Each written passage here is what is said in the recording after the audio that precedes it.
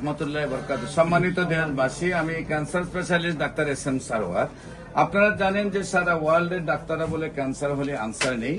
এমনই একটি মরণ বিধি থেকে আমার এক চাচা, যিনি এই মরণ বিধি থেকে সুস্থ হয়েছেন, নিয়মিত 4 মাস ওষুধ খাওয়ার পরে রিপোর্ট করেছেন। এখন উনি আল্লাহ রহমতে সম্পূর্ণ সুস্থ আছেন। আপনার শারীরিক অবস্থা কেমন আছে?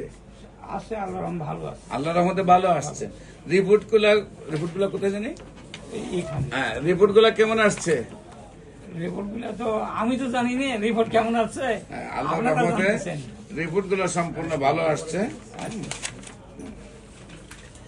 একেবারেই ভালো, যেটা ভালো মানুষের রিপোর্টে এত ভালো আসার কথা নয়। হ্যাঁ, কল্পনার বাইরে ভালো। বিশেষ করে এতটা ভালো রিপোর্ট মানে সাধারণ মানুষেরও নাই। হ্যাঁ, আল্লাহ রসের সহমতে একেবারে সুন্দরভাবে সুস্থ হয়েছেন উনি। আমরা দেশবাসীর কাছে দোয়া চাই উনি যেন আজীবন সুস্থ থাকেন। আপনারা দোয়া করবেন।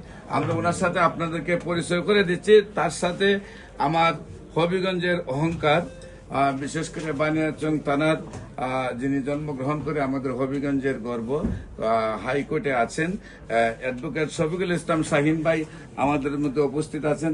বিশেষ করে আমাদের ডাক্তাররাও উপস্থিত রয়েছেন।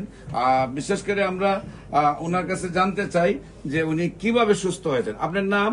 আমার নাম আসগর আলী। আসগর আলী। আপনার পিতার নাম? মোহাম্মদ আব্দুল পাইকার। আব্দুল পাইকার। ফাইকার। জি। আর আপনার রইল মায়ের নাম? সল্লুমা খাতুন। সল্লমা খাতুন। আপনার গ্রাম? গ্রাম Mahinpur Kadamtala. Post office? Post office Kadamtala. থানা? থানা মিঠাপুকুর। জেলা? রংপুর। রংপুর। জি। আপনি প্রথম কি রোগে আক্রান্ত হয়েছিলেন? আমার আমার ওই ভিতরে টিউমার ছিল। আচ্ছা। এইটা পরীক্ষা নিরীক্ষা করিয়ে ধরা পড়লো। ধরা পড়ার পর আমি মেডিকেলে ভর্তি হলাম। হওয়ার পর আমার 6টা থেরাপি দিয়েছি। 6টা থেরাপি দেওয়ার পর আমার অপারেশন হয়েছে। এই টিউমারটা অপারেশন হয়েছে। অপারেশনের পর আমার লাইন ঘুরিয়ে দেওয়া ছিল, তো পায়খানার লাইন ঘুরিয়ে দেওয়া ছিল, ব্যাগ ছিল। তারপরে আমার 3 মাস পর ওই করতে ভর্তি হওয়া, ওই অপারেশন করতে বলতে পরে 4 মাসের মতো চলে গেছে। তারপরে আমার লাইন ঘুরিয়ে দিছে, দেওয়ার পর আমি ভালো। তারপরে 2টা থেরাপি দিছে, দেওয়ার পর বলছে 2 মাস পর টেস্ট করো। টেস্ট আমি করলাম। টেস্টটা করার পর বলছে আপনাকে রেডিও থেরাপি দেওয়া লাগবে। আমি বৌড়ে আসলাম। বৌড়ে আসিয়ে অক্টোবর মাসে বৌড়ে আসিয়া এখানে পরীক্ষা করিয়ে দেখি যে ক্যান্সার দেখা দিচ্ছে। বলছে আপনার তো রেডিও থেরাপি হবে না, আপনাকে আবার কেমোথেরাপি দেওয়া লাগবে। তারপরে ওখানে একটা দেওয়ার পর রংপুজা আর একটা দিছি। এই মিলে হয়েছে 10টা থেরাপি, হয়েছে 10টা। তারপরে তো ওই থেরাপির ওষুধও খেয়েছি, ট্যাবলেটও খেয়েছি। তারপরে আমাকে যখন 1 মাস পর রিপোর্ট করবে কইল। 1 মাস পরে আমি রিপোর্ট করলো। রিপোর্ট করার পর ক্যান্সার বিভাগের প্রধান বলছে যে আমার রুগী ভালো আছে, রিপোর্ট ভালো। সহকারী করছে যে ম্যাডাম এখানে তো আমার একটা মনে ধোকা খাইলো। তারপরে আমার একজন ওই যেখানে আমি রিপোর্টগুলো করি সেখানে একটা বদগঞ্জের ডাক্তার, ও ডাক্তারের সাথে আমার খুব একটু পরিচয়, মানে ভালোবাসে, আমার চাষা করে। তা আমি ওনার কাছে গেলাম রিপোর্টগুলো ধরি, দেখেন তো এই তোমার সমস্যা, আমার একটু আমার মনটা ব্যথা, ধোকা খাইলো। হ্যাঁ, এতদিন তো এ কথা কয় না।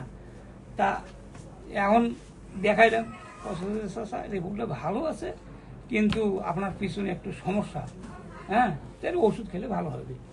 এইটা যখন কইলো, আমার জামাই এখন কয় যে এখানে তো তোমার পরিবর্তন হচ্ছে না, একটু তো আপনি ভালো যে সুস্থ হবেন সেটা তো হচ্ছেন না, কিন্তু শারীরিক একটু আছি, চলাফেরা করেছি, যে হোক খাওয়াছি, কিন্তু দুর্বল। তারপরে এই আমার জন্য ওইটা ধোকা খাইলো। তারপরে আমি এই যে জামাই সহকারে আপনার এখানে আসছি। আসার পর এই 4 মাস আপনার আমার এখানে 4 মাস খাওয়ার পর রিপোর্ট করেছেন নাকি? জি। এখন আপনার সবগুলা রিপোর্ট হিমোগ্লোবিন আসছে 12.70, মানে 13 পয়েন্ট, যেটা ভালো মানুষের এত থাকে না। হ্যাঁ, এবং ইয়াসার হলো 10 থেকে 20 থেকে আপনারটা আছে 23। এরপরে প্রত্যেকটা রিপোর্টের আপনার সম্পূর্ণ র্যাঙ্কসের ভিতরে, হ্যাঁ, এখানে গুলো সম্পূর্ণ রিপোর্টের র্যাঙ্কসের ভিতরে। এখানে র্যাঙ্কসের থেকে আরো ক্যান্সারের যে রিপোর্টগুলো আমরা করাই সেগুলো র্যাঙ্কসের থেকে আরো অনেক কমে আসছে। সম্পূর্ণভাবে আপনি আল্লাহর রহমতে এখন ভালো রিপোর্ট আসছে। হ্যাঁ, আপনি নিয়মিত 1 বছর ওষুধ খাবেন, ইনশাল্লাহ আপনার সম্পূর্ণ আপনার শারীরিক অবস্থা ফিটনেস কি এখন ভালো? যে আছি আমি খাইতে পারলে আমার স্বাস্থ্যটা ভালো হইতো, আমার এই শরীরটা মানে একটু সুস্থিবল বেশি হইতো।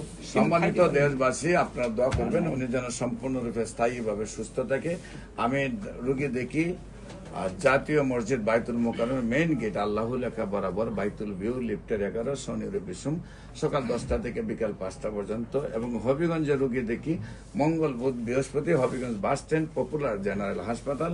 আপনাদের সবাইকে যে কোনো প্রয়োজনে আমাদের স্ক্রিনে দেওয়া নম্বরে যোগাযোগ করার জন্য আহ্বান জানিয়ে শেষ করছি। সবাইকে ধন্যবাদ। আসসালামু আলাইকুম ওয়া রাহমাতুল্লাহি।